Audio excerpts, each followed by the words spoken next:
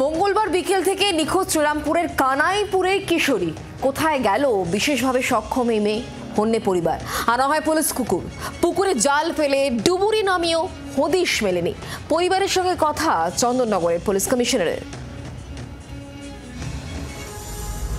কিশোরীর খোঁজে sniffer dog. প্রথমেই নিখোঁজ কিশোরী ও অভিযুক্ত যুবকের পোশাক শোকানো হয় স্নিফার ডগকে। অভিযুক্ত যুবকের বাড়ির দিকে ছোটে স্নিফার ডগ। সেখান থেকে নাবালিকার বাড়ি, এগলি সেগলি ঘুরে স্থানীয় স্কুলের পিছনের একটি পুকুরের সামনে গিয়ে থামে স্নিফার ডগ। দেখতেই পাচ্ছেন বৃষ্টি বাদলা আর কি নেমেছে, তারপর পিছনে দুদিন বৃষ্টি হয়েছে, তাও চেষ্টা করছে।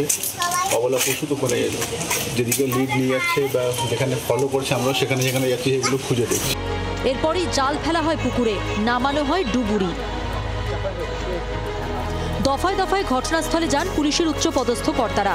পরিবারের সঙ্গে কথা বলেন চন্দননগরের police commissioner Amit P Javalgi.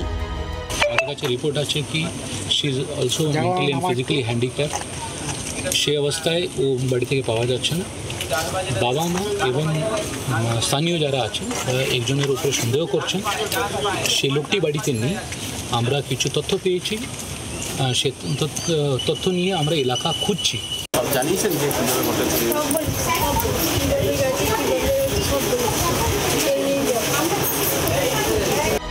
কিশোরীর পরিবারের অভিযোগ, মঙ্গলবার দিন বিকেলে কিশোরীকে বাড়ি থেকে ডেকে নিয়ে যায় পড়শি অসীম মজুমদার।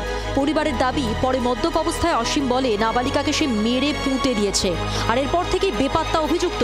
তাকে ধরার দাবিতে বৃহস্পতিবার কানাইপুর পুলিশ ফাঁড়িতে জড়ো হন স্থানীয়রা। যুবকের খোঁজে তার আত্মীয় স্বজনের বাড়িতেও তল্লাশি চালানো হচ্ছে। বিধান সরকারের রিপোর্ট, জি 24 ঘন্টা। বাংলার আওয়াজ, বাঙালির আবেগ, জি 24 ঘন্টা।